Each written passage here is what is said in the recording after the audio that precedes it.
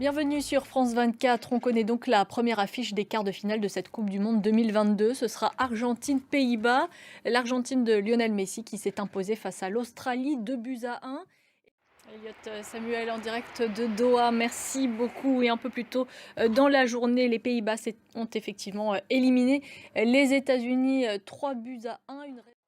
Parmi les autres matchs à venir, on suivra évidemment de près les chocs France-Pologne et Angleterre-Sénégal ce dimanche. Le monde du football qui rend également hommage ce soir au roi Pelé.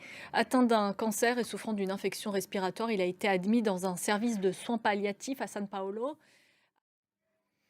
La réponse de Moscou était prévisible. Pas question d'accepter les nouvelles conditions de vente de son pétrole imposées par l'Union européenne, le G7 et l'Australie. Cette décision prise par les Occidentaux a pour but de nuire à l'économie russe. Est-ce que ce sera vraiment le cas ? Bonsoir. Eh bien, la question qu'on peut se poser effectivement, c'est, d'une part, quelle est la réaction de la Russie? Merci beaucoup Florent Parmentier pour cet éclairage. On passe à l'actualité en France où de nombreux hôpitaux commencent à être saturés en raison de la triple épidémie qui frappe le pays, grippe, bronchiolite et Covid. Pour y faire face, les autorités ont déclenché le mois dernier le plan blanc au niveau national. Il permet aux hôpitaux qui en ont besoin de mobiliser plus de personnel. Les pédiatres sont également en première ligne. Nina Masson.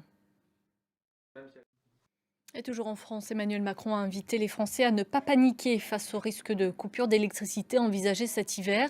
Selon lui, elles pourront être évitées si nous parvenons à baisser de 10% notre consommation. Marc Pope.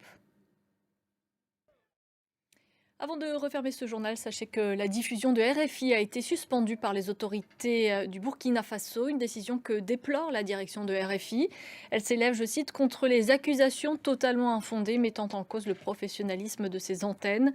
Le groupe France Média Monde, dont RFI et France 24 font partie, a promis d'explorer toutes les voies pour parvenir au rétablissement de la diffusion de RFI.